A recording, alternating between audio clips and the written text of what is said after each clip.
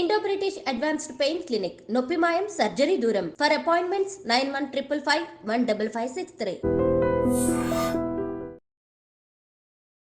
Welcome to iDream media. So senior actor మంచు మోహన్ బాబు గారు రాత్రి కాంటినెంటల్ హాస్పిటల్లో అడ్మిట్ అవ్వడం జరిగింది.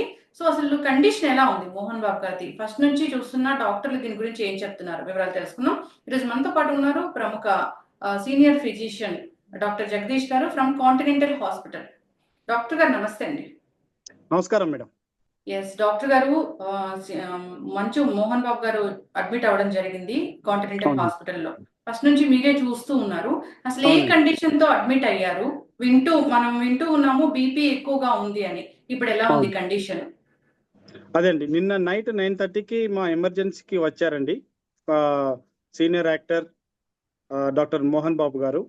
సో వచ్చినప్పుడు చాలా యాంగ్షియస్ గా, కంగారుగా వస్తూ ఇచ్చిన కంప్లైంట్ దెబ్బలు తగిలాయి, తలకాయ మీద దెబ్బలు తగిలాయి, ఫేస్ మీద దెబ్బలు తగిలాయి, ఛాతి మీద తగిలాయి, పొట్ట మీద కూడా దెబ్బలు తగిలాయి, కాళ్ళ మీద కూడా దెబ్బలు తగిలాయి. బాడీ మొత్తం కూడా నొప్పిగా ఉంది, చాలా గిడ్డిగా అనిపిస్తుంది, వీక్ గా అనిపిస్తుంది, నాకు దారిలో కొంచెం లాస్ ఆఫ్ కాన్షియస్నెస్ కూడా అయినట్టుగా అనిపిస్తుంది అన్నట్టుగా చెప్పి ఎమర్జెన్సీకి వచ్చారు.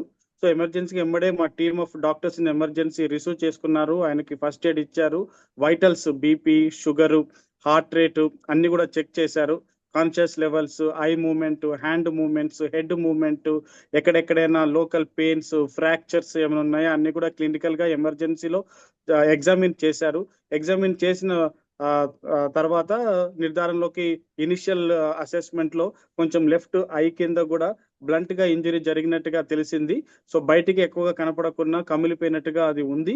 కాళ్ళకి కూడా కొంచెం దెబ్బలు తగిలాయి, ఛాతీ కూడా ముట్టుకుంటే నొప్పిగాను, పొట్టలో కూడా ఎగ్జామిన్ చేస్తే నొప్పిగాను ఉండింది. ఆయన బీపీ కూడా చాలా ఎక్కువగా ఉండే. సో ఆల్మోస్ట్ వచ్చినప్పుడు 200/110 ఫ్లక్చువేట్ అవుతుంది. 170 నుంచి 200 మధ్యలో ఫ్లక్చువేట్ అవుతుండే. హార్ట్ రేట్ కూడా చాలా ఎక్కువగా ఉండే. ఆయన వచ్చినప్పుడు చాలా యాంగ్షియస్ ఉండడం వల్ల కావచ్చు, స్ట్రెస్ఫుల్ గా ఉండడం వల్ల కావచ్చు, ఆయనకు ప్రీవియస్ గా బ్లడ్ ప్రెషర్ కూడా ఉంది, హైపర్ టెన్షన్ కూడా ఉంది. ఆ మెడిసిన్స్ కూడా ఆయన తీసుకుంటున్నారని చెప్పారు.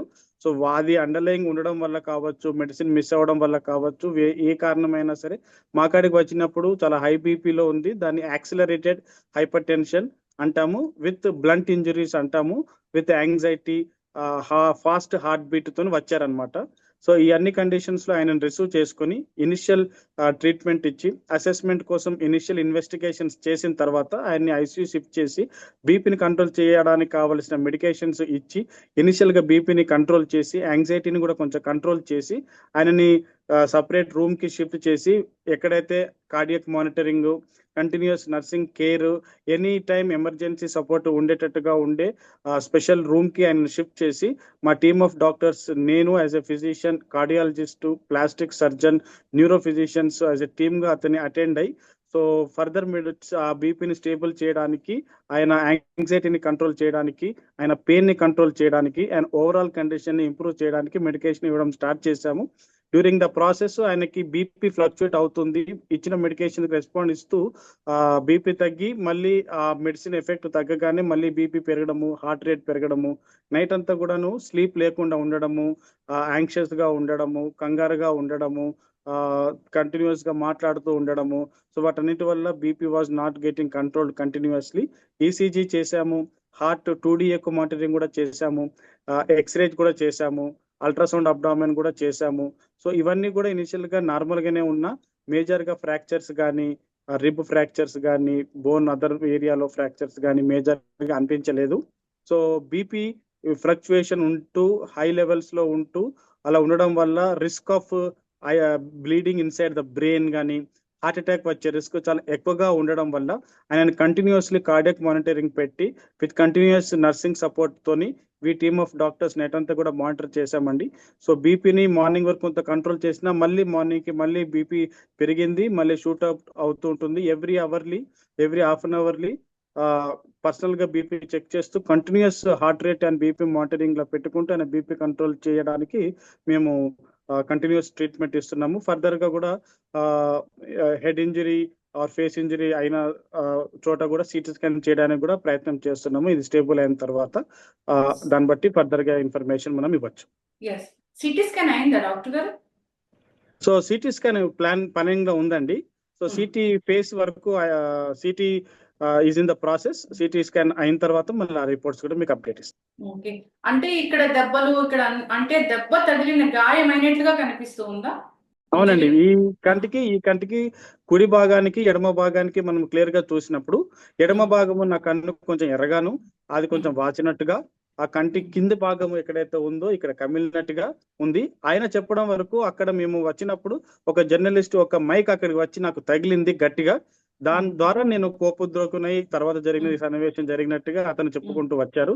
సో మాకు కూడా ఆ బ్లంట్ అంటే షార్ప్ కాకుండా బ్లంట్ గా ఉన్న ఆబ్జెక్ట్ తగిలినట్టుగానే ఉంది, కట్ అయినట్టుగా కానీ బ్లేడ్ తో కట్ అయినట్టుగా కానీ లేదు. సో అలా కట్ అయితే కనుక కంటిన్యూస్ ఊజింగ్ బ్లీడింగ్ వస్తూ ఉండేది, అలా లేకుండా సమ్ బ్లంట్ ఆబ్జెక్ట్ తగిలినట్టుగా ఉంది. ఎస్, అయితే డాక్టర్ గారు ఇప్పుడు 78 years మోహన్ బాబు గారి ఏజ్, ఈ ఏజ్ లో ఇంత స్ట్రెస్ ఇంత బీపీ ఉంటే ప్రమాదమే కదా డాక్టర్ గారు, ఇది ఎప్పుడు కంట్రోల్ అవుతుంది అసలు? సో ఇప్పుడు బీపీ అనేది మధ్యలో 130/70 వరకు వస్తుంది. మెడికేషన్స్ మనం దాని వీన్ ఆఫ్ అవ్వగానే బికాస్ ఆఫ్ దిస్ ఏజ్ వల్ల కూడా again it shooting up to 170, 180. So 24 to 48 hours లో మనం దాన్ని ఒక స్టెబిలిటీకి తీసుకురావడానికి ఉంటాయి. కొన్ని మెడిసిన్స్ ఫాస్ట్ గా బీపీ తగ్గించడానికి ఉంటాయి, వాటి ఎఫెక్ట్ తగ్గగానే మళ్ళీ బీపీ ఫ్లక్చువేషన్ అవ్వచ్చు. 24 hours కంట్రోల్ అవ్వడానికి వాడే బీపీ మెడిసిన్స్ పెట్టుకొని వాటి ఎఫెక్ట్ రావడానికి 24 to 48 hours వస్తుంటాయి. ఆ ఎఫెక్ట్ వచ్చే లోపు ఈ short acting fast acting medicines ఇచ్చుకుంటూ బీపీని కంట్రోల్ చేసి మరి షూటప్ అవ్వకుండా చూసుకుంటూ, సో మనకు minimum 24 to 48 hours, some times 72 hours కూడా పట్టొచ్చు ఇలా హై బీపీ పెరిగినప్పుడు కంట్రోల్ అవ్వడానికి. దాంతో పాటు కూడా అండర్లైన్ స్ట్రెస్ ఫ్యాక్టర్ కూడా ఉండడం వల్ల ఇంత సిచ్యువేషన్స్ నుంచి బయటికి రావడం వల్ల దీన్ని అదొక ట్రామా, ఆయనకి ఫిజికల్ ట్రామా ఒకటి, మెంటల్ ట్రామా కూడా ఉంది. దాన్ని post traumatic stress syndrome, post traumatic stress అని కూడా అంటాము. ఆ స్ట్రెస్ ఉన్నంత వరకు యాంగ్జైటీ ఉంటుంది మనకు, దాంట్లో మనకు తెలియకుండా కూడా బీపీ పెరుగుతుంటుంది. ఇప్పుడు మనం ఇద్దరము జనరల్ గా నేను మా పేషెంట్స్ కి చెప్పేది కూడా, మీతో ఎగ్జాంపుల్ గా చెప్పాలంటే మన ఇద్దరం నార్మల్ గా మాట్లాడుకుంటున్నాం, కామ్ కూల్ గా వీఆర్ టాకింగ్. సడన్ గా నేను మిమ్మల్ని తిట్టాను అనుకోండి, all of a sudden, so you will get anxious, మీకు కోపం వస్తుంది, హార్ట్ రేట్ పెరుగుతుంది, బీపీ పెరుగుతుంది. అది ఒక ప్రాంక్ గా చేశానంటే మళ్ళీ తగ్గిపోతుంది. సేమ్ అదే విధంగా మనం కార్ డ్రైవింగ్ స్మూత్ గా డ్రైవ్ చేస్తున్నంత వరకు ఓకే, సడన్ బ్రేక్ వేయాల్సిన సిచ్యువేషన్ వచ్చింది అనుకోండి, మనకు హార్ట్ రేట్ పెరుగుతుంది, బీపీ పెరుగుతుంది. ఇవన్నీ because of various adrenal hormones releasing in the body.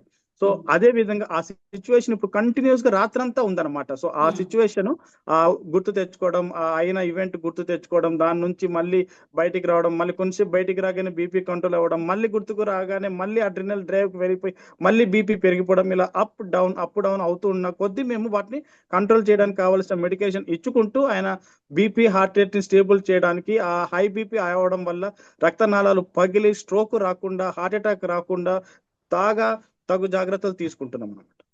Yes, high BP వచ్చినట్లయితే ఇలాంటి హార్ట్ మీద కూడా పడే అవకాశం ఉంటుంది కదా డాక్టర్? ఇప్పటి వరకైతే హార్ట్ చెకప్ చేయడం జరిగింది, ఇప్పటి వరకైతే ఈసీజీ 2D చేయడం జరిగిందండి. కార్డియాలజిస్ట్ కూడా చూశారు, డాక్టర్ సివిఎన్ మూర్తి గారు చూశారు. సో నైట్ ఈసీజీ 2D కూడా చేసాము, మార్నింగ్ కూడా అసెస్ చేసాము. సో హార్ట్ అటాక్ వచ్చినట్టుగా ఏమీ మేము చెప్పట్లేదు, హార్ట్ అటాక్ ఏం రాలేదు. బట్ విత్ ఆల్ దిస్ ఈ అన్ని సిచ్యువేషన్స్ వల్ల బీపీ మాత్రం ఫ్లక్చువేట్ అవుతుంది. బికాస్ ఎప్పుడైతే కొంచెం కామ్ గా నిద్ర కూడా లేదు, స్లీప్ కూడా లేదు, గత 3 రోజుల నుంచి కూడా నిద్ర పోవట్లేదు అని చెప్తున్నారు. నిద్రపోవడానికి కావాల్సిన టాబ్లెట్ కూడా ఇచ్చినా కూడా నిద్ర రావట్లేదు. అవన్నీ జ్ఞాపకాలు వచ్చినప్పుడల్లా బీపీ పెరుగుతుంది, మళ్ళీ మేము మెడిసిన్ ఇస్తుంటే బీపీ తగ్గుతుంది, కొంచెం నిద్రపోతే బీపీ తగ్గుతుంది, మళ్ళీ ఆ ఎఫెక్ట్ తగ్గగానే మళ్ళీ బీపీ పెరిగిపోతుంది. చాలా బాధాకరమైన విషయం. సో దాన్ని కంటిన్యూస్ గా మానిటరింగ్ చేసుకుంటూ తగు జాగ్రత్త తీసుకుంటూ బయట ఉన్న నర్సింగ్ స్టాఫ్ కూడా ఆయన బీపీ హార్ట్ రేట్ ఇక్కడ బయట నర్సింగ్ కన్సోల్ అంటాము, నర్సింగ్ కన్సోల్ లో కూడా కంటిన్యూస్ గా లోపల సిస్టర్ ఆయన బెడ్ పక్కన ఉండకున్నా కూడా we have a system where బయట ఉన్న కన్సోల్ లో కూడా సిస్టర్ బీపీని, హార్ట్ రేట్ ని, టెంపరేచర్ ని, ఆయన ఆక్సిజన్ లెవెల్స్ ని మానిటర్ చేసే సిస్టమ్ అన్నది కాంటినెంటల్ హాస్పిటల్లో ఉందండి. సో అది ఆయన కనెక్ట్ చేసి బయట కన్సోల్ నుంచి కూడా మేము ఆయన అన్ని వైటల్స్ ని మానిటర్ చేస్తూ ఏ కొంత మార్పు వచ్చినా కూడా ఎమ్మడే లోపలికి వెళ్ళి అటెండ్ అవ్వడానికి మేము సిద్ధంగా ఉన్నాం. అయితే డాక్టర్ గారు గతంలో ఈ బీపీ కాకుండా ఇంకేమైనా ఉన్నాయా హెల్త్ ఇష్యూస్ మోహన్ బాబు? అంటే అవన్నీ మనం ఇప్పుడు డిస్క్లోజ్ చేయాలి అన్నది ఇట్స్ ఏ మెడికల్ ప్రొఫెషనల్ గా అవును. We have an agreement between him and me. Um, so I think that it is personal thing which is అది ఈ ప్రజెంట్ సిచ్యువేషన్ కి కూడుకున్నది కాదు కాబట్టి ఐ థింక్ ఉన్నవి కన్నా అవి చెప్పడం కరెక్ట్ కాదని నా ఉద్దేశం. yes. అయితే ఎన్ని డేస్ కి ఇంకా ఇంటికి పంపిస్తారు, డిశ్చార్జ్ చేస్తారు? ఇప్పుడు చెప్పినట్టుగా ఒకవేళ ఆయనకి ఇచ్చిన లాంగ్ టర్మ్ గా యాక్ట్ చేసే మెడిసిన్ మనకు కరెక్ట్ గా మనకు సెట్ అయ్యి అతను ఈ ట్రామా పోస్ట్ ట్రామాటిక్ స్ట్రెస్ నుంచి మనకు బయటికి వస్తూ ఆయనకు ఒక సొల్యూషన్ వచ్చినట్టుగా ఉంటే కనుక విత్ ఇన్ 48 to 72 hours మనం ఇంటికి పంపించవచ్చు అన్నట్టుగా అనిపిస్తుంది. కానీ అది ఒక ఇనిషియల్ అసెస్మెంట్. సో కొందరికి లాంగ్ టర్మ్ 1 week కూడా ఉండొచ్చు. బీపీ మనము 4 మెడిసిన్స్ 5 మెడిసిన్స్ ఇచ్చినా కూడా కంట్రోల్ అవ్వని పక్షంలో దాన్ని రిఫ్రాక్టరీ హైపర్ టెన్షన్ అని కూడా అంటాము. నార్మల్ గా 1 టాబ్లెట్ ఇస్తాము, తగ్గకపోతే 2వ టాబ్లెట్ 3వ టాబ్లెట్ ఇంజెక్షన్స్ కంటిన్యూస్ ఇంజెక్షన్స్ ఇచ్చి అతనికి అండర్లయింగ్ ట్రామా అండర్లయింగ్ కాజ్ అన్నది తగ్గకపోతే బీపీ అన్నది పెరుగుతూనే ఉంటుంది కాబట్టి సో అది తగ్గుతూ మా మెడిసిన్స్ కూడా వర్క్ చేస్తూ బాగానే ఉంటే కనుక 48 to 72 hours to maximum of 1 week మనం అనుకోవచ్చు. ఇంటికి వెళ్ళినా కానీ ఖచ్చితంగా ఈ మానిటరింగ్ అనేది కూడా అవసరమే. స్ట్రెస్ లేకుండా చూసుకోవడం. ఇంటికి వెళ్ళినాక కూడా కంటిన్యూస్ బీపీ మానిటరింగ్ సిస్టమ్ కూడా ఆయనకి ఇచ్చి పంపిస్తాము. ఆయన బీపీని మేము ఇక్కడ హాస్పిటల్లో కూడా ట్రాక్ చేసే అవకాశం కూడా ఉంటుంది.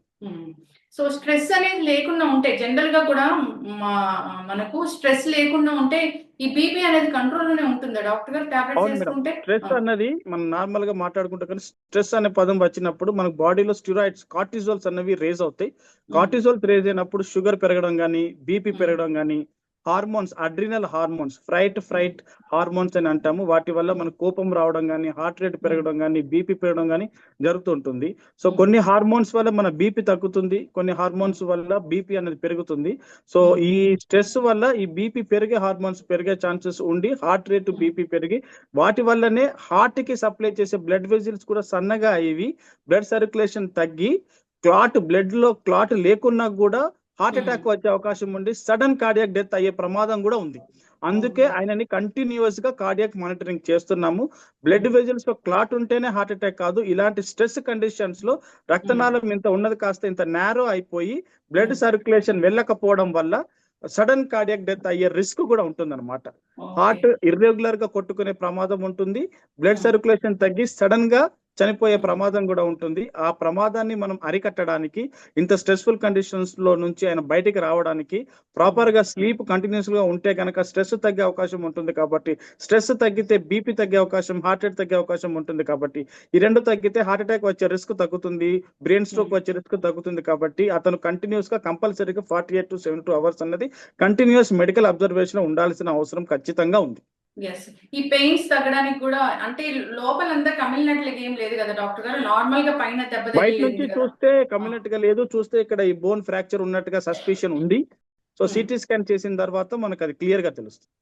ఖచ్చితంగా డాక్టర్ గారు చాలా అంటే తొందరగా కోలుకొని బయటికి రావాలని కోరుకుందామండి. ఆయనకి చాలా ఫ్యాన్స్ ఉన్నారు, అందరికీ ఆయన చాలా ఇష్టమైన నటులు.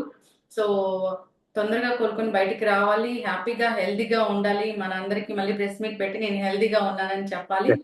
మంచి వైద్యం అందిస్తున్నారండి. రాత్రి బాళ్ళు కూడా మీరు కష్టపడుతున్నారు డాక్టర్స్ దేవుళ్ళు అంటే నిజంగానే ప్రాణాలు పోసే దేవుళ్ళు మీరు. సో జాగ్రత్తగా చూసుకోండి డాక్టర్ గారు. చాలా టైం కేటాయించి మా కోసం ఇచ్చినందుకు ధన్యవాదాలండి. Thank you madam. లాస్ట్ నేను చెప్పొచ్చేది మంచు మోహన్ బాబు గారు మళ్ళీ మంచిగా బయటికి వస్తారు. ఆయన డైలాగ్ కింగ్, ఆయన డైలాగ్స్ మళ్ళీ మనం వింటూ ఎంజాయ్ చేద్దాం. థ్యాంక్ యూ సో మచ్ అండి. Thank you.